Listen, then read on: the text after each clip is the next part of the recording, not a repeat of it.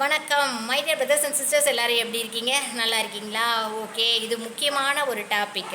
என்னன்னு பார்த்தீங்கன்னா, என்னடா அக்கா மண்டை மேலே வந்துட்டு இது கூலி இது கண்ணாடி இருக்குன்னு பார்க்குறீங்களா? ஆமாம் my dear brothers and sisters, இது வந்துட்டு இது கையில் என்னன்னு பார்க்குறீங்களா? கையில் வந்துட்டு உங்களுடன் ஸ்டாலின் அப்படின்னு சொல்லிட்டு இப்போ பிரபலமாக இது தாங்க வீதிக்கு வீதி வந்து போயிட்டுருக்கு. ஏதோ 43 சேவைகளாங்க. நகர்ப்புறம் வந்து 13 துறைகள், 43 சேவைகள் வந்து இதில் இருக்காம். இதை வந்து ஃபில்லப் பண்ணிவிட்டு இந்த மனு வந்துட்டு ஒரு மண்டபத்தில் வந்துட்டு ஒவ்வொரு ஊர்லேயும் வைப்பாங்க. ஒரே ஒரு நாள் முகாம் மாதிரி போடுறாங்களா, அதுக்கு ஒரு ஃபார்ம் மாதிரி கொடுத்துருக்காங்க. நான் ஏற்கனவே அந்த வீடியோவில் சொல்லியிருக்கேன். அந்த வீடியோவை வந்து அந்த ஃபார்மை ஃபில்லப் பண்ணிவிட்டு அவங்கக்கிட்ட கொடுத்தீங்க அப்படின்னா, நமக்கு வந்து ஆதார் கார்டு இல்லையா, அல்லது ரேஷன் கார்டு இல்லையா, விதவைகளுக்கு அவங்களுக்கு அமௌண்ட்டு உதவித்தொகை இருக்குல்ல, அது வேணுமா, அல்லது கைம்பெண்கள் கல்யாணம் ஆகணுமா, அந்த மாதிரி சொல்லிட்டு நிறைய என்னென்னமோ இதெல்லாம் போட்டிருக்காங்கங்க. ஓகே, நான் அது வந்துட்டு கொஞ்சம் லெட்டர்ஸ் வந்து சின்னதாக இருக்கனால அந்த கண்ணாடியை முதல்ல மாட்டிக்கிறேன் my dear brothers and sisters. இப்போ தான் ஒரு ஃபார்முக்கு நானே வந்திருக்கேன் இந்த ஃபார்மை படிக்க. ஒன்றும் இல்லை, திட்ட செயல்பாடுகள்லாம் நல்லாவே தான் இருக்குது. நான் பார்த்தேங்க ஒவ்வொன்றும். ஓகேவா, இது வந்து ஃபஸ்ட்டே நான் வந்து டிஸ்க்ளைமர் நான் இப்போவே நான் சொல்லிடுறேன்.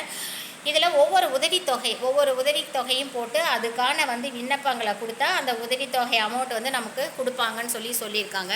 இதில் என்னென்ன ஒரு விதவிக்கான உதவித்தொகைக்கு என்ன வேணும்னு கொடுத்துருக்காங்க அப்படின்னா, க்ரைட்டீரியா ஆதரவற்றவராக இருக்க வேண்டுமா, வறுமை கோட்டிற்கு கீழ் இருக்க வேண்டும், 18 வயது மற்றும் அதற்கு மேல் இருக்க வேண்டும், விதவையாக இருத்தல் வேண்டும். ஓகே, அதை வந்து அக்செப்ட் பண்ணிக்கலாங்க. சொத்து மதிப்பு பார்த்திங்கன்னா 1 லட்சத்துக்கு வந்து மிகாமல் இருக்க வேண்டும் போட்டிருக்காங்க. ஓகே, அதே கூட நம்ம அக்செப்ட் பண்ணிக்கலாம். ஆதரவற்றவராக இருக்க வேண்டும்.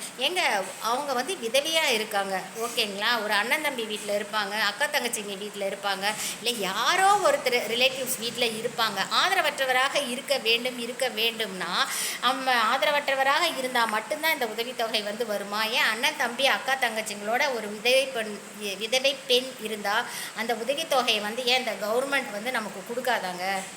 சொல்லுங்கள் நீங்களே. அப்புறம் நெக்ஸ்ட்டு வந்துட்டு பார்த்தீங்க, கணவரால் கைவிடப்பட்ட பெண்களுக்கான உதவித்தொகைன்னு வந்து கொடுத்துருக்காங்க. மெயினாக இதுக்கு இதுலேயே பார்த்தீங்கன்னா என்ன க்ரைட்டீரியா போட்டிருக்காங்கன்னா வந்து ஆதரவற்றவராக இருத்தல் வேண்டும், வயது வந்து 30 அதற்கு மேல், சட்டப்பூர்வமாக டைவர்ஸ் வந்து இருக்க வேண்டும், 5 ஆண்டுகள் வந்து கணவரால் கைவிடப்பட்டவர். ஓகே, இதெல்லாம் ஓகே. பட் எதுக்கு எடுத்தாலும் பார்த்தீங்க அப்படின்னா ஆதரவு அற்றவராக இருக்க வேண்டும்னா என்னங்க இது அர்த்தம்? ஸ்டாலின் சார் ப்ளீஸ் நினச்சி பாருங்கள். ஒரு பொண்ணுக்கு, தனியாக இருக்கிற பொண்ணுக்கு கண்டிப்பாக ஆதரவு வந்து தேவை. அவங்க வந்து இந்த சமுதாயத்தில் வந்து தனியாக வந்து இருக்கவே முடியாது. ஒரு அண்ணா கூட இருப்பாங்க, தம்பி கூட இருப்பாங்க, அல்லது ஒரு சிஸ்டர்ஸ் வீட்டில் இருப்பாங்க, அல்லது வந்துட்டு ரிலேட்டிவ்ஸ் வீட்டில் இருப்பாங்க. அப்படி இருக்கும்போது ஆதரவற்றவராக இருக்க வேண்டும்னு தயவு செய்து இந்த மேலே போட்டிருக்கீங்களா இந்த கண்டிஷன்ஸ்லாம் சொல்லாதீங்க. அந்த பொண்ணு வந்துட்டு அப்படி இருந்தாலுமே, அவங்களுக்கு சப்போர்ட் பண்ண ஆளுங்க இருந்தாலுமே, அவங்க கைக்குன்ட்டு ஏதாவது செலவுகள் இருக்கும் தானே, ஓகேவா? அவங்க கையவா எதிர்பார்த்துட்டு இருக்க முடியும்? ஆதரவற்றவர்களாக இருக்க வேண்டும் சொல்கிறீங்க. விதவை பெண்கள் ஒருவேளை வந்துட்டு கை கால் இல்லாமல் இருக்கலாம், ஏதோ ஒரு விபத்தில் கூட கை கால் வந்து போயிருக்கலாம், ஏதோ ஒன்று இருக்கலாங்க.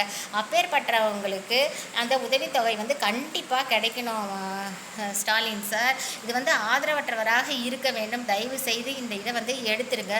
பட் மற்றதெல்லாம் சொல்கிறீங்களா, 1 லட்சத்துக்கு மேல் வந்துட்டு சொத்து மதிப்பு இருக்கக்கூடாதுன்னு சொல்லிங்கன்னா அதை கூட வந்து அக்செப்ட் பண்ணிக்கலாம். ஆனால் எதுக்கு எடுத்தாலும் ஆதரவற்றவராக இருக்க வேண்டும்னா என்ன அர்த்தம்?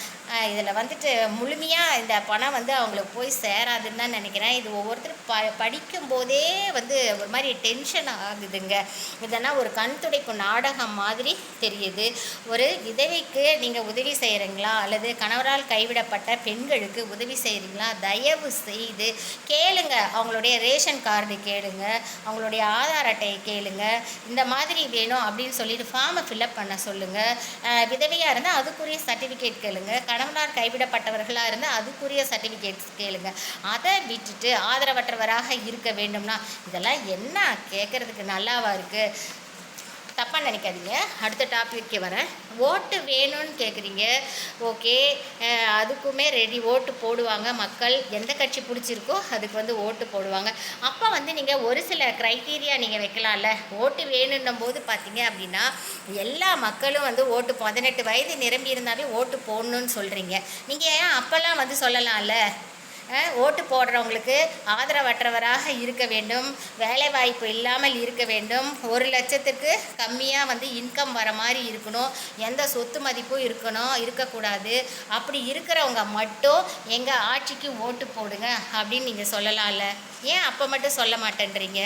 ஓட்டுன்னு வரும்போது யார் எப்படி இருந்தாலும் பரவாயில்ல, சாவர நிலைமையில் இருந்தால் கூட தூக்கிட்டு போய் ஓட்டு போட வைக்கிறீங்க. பட் இந்த மாதிரி உதவித்தொகைகள்னு வரும்போது பலவிதமான கண்டிஷன்ஸ்லாம் நீங்கள் போடுறீங்க. இது நியாயமா?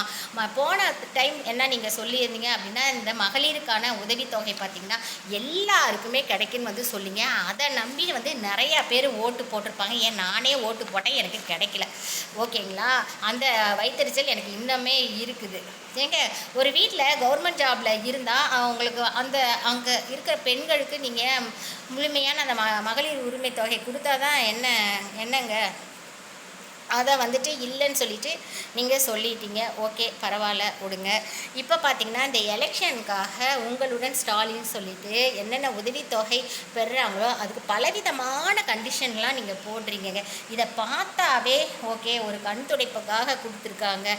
இதை பார்த்தாவே சும்மா இருக்கவங்க கூட ஒரு வேலைக்கு போவாங்க. இந்த நோட்டீஸை பார்த்தாவே அப்படியே கிருன்னு மயக்க வருது.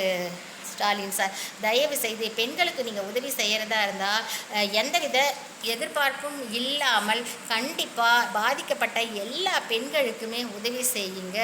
அதுதான் தமிழ்நாட்டுக்குள்ளே இருக்கிற எங்களுக்கு வேணும்னு சொல்லிட்டு நாங்கள் நினைக்கிறோம். ஒரு கண் துடைப்புக்காக ஆதரவற்றவராக இருத்தல் வேண்டும். திருமணமாகாத பெண்கள் உதவித்தொகைனா ஆதரவற்றவராக இருத்தல் வேண்டும் சொல்கிறீங்க. இதே வேண்டாம். ஒரு மாதிரி மன உளைச்சலுக்கு பெண்கள்லாம் ஆளாயிடுறாங்க. தயவு செய்து நீங்கள் உதவித்தொகை செய்கிறதா இருந்தால் என்ன வேணும் அப்படின்னா ரேஷன் கார்டு கேளுங்க, அல்லது இன்கம் சர்டிஃபிகேட் கேளுங்க, இந்த மாதிரி விஷயங்கள்லாம் கேளுங்க. அதை விட்டுட்டு இந்த ஆதரவற்றவராகன்னு ஒன்று போட்டிருக்கிறீங்கல்ல, தயவு செய்து அதை தூக்கிடுங்க ஸ்டாலின் சார். நான் டிஸ்க்ளைமர் வந்து நான் ஏற்கனவே சொல்லிட்டேன். ஓகேங்களா? ஏதாவது நல்லது செய்யுங்க, முடிஞ்சால் நல்லது செய்யுங்க. அதே மாதிரி இந்த ஃபார்மெல்லாம் வாங்கி தூக்கி போட்டுறாதீங்க. ஃபார்ம் அவங்க கஷ்டப்பட்டு காலையில் எந்திரிச்சு வீட்டு வேலையெல்லாம் முடிச்சுட்டு எப்படியும் இந்த உதவித்தொகை இந்த கவர்மெண்ட் மூலிமா நமக்கு கிடைக்கும்னு சொல்லிட்டு வந்து கொடுக்குறாங்க. ஏதோ நீங்கள் கண் துடைப்புக்காக இந்த ஃபார்மை வாங்கி போட்டு அப்படியே வீசிடாதீங்க. இதுக்கான ஸ்டெப்ஸு நடவடிக்கையை எடுத்து உரிய உதவித்தொகையை இந்த மக்களுக்கு வந்து கொடுக்கணும்னு சொல்லிட்டு தாழ்ந்த பணிவன்புடன் நான் கேட்டுக்கொள்கிறேன் ஸ்டாலின் சார். நன்றி, வணக்கம்.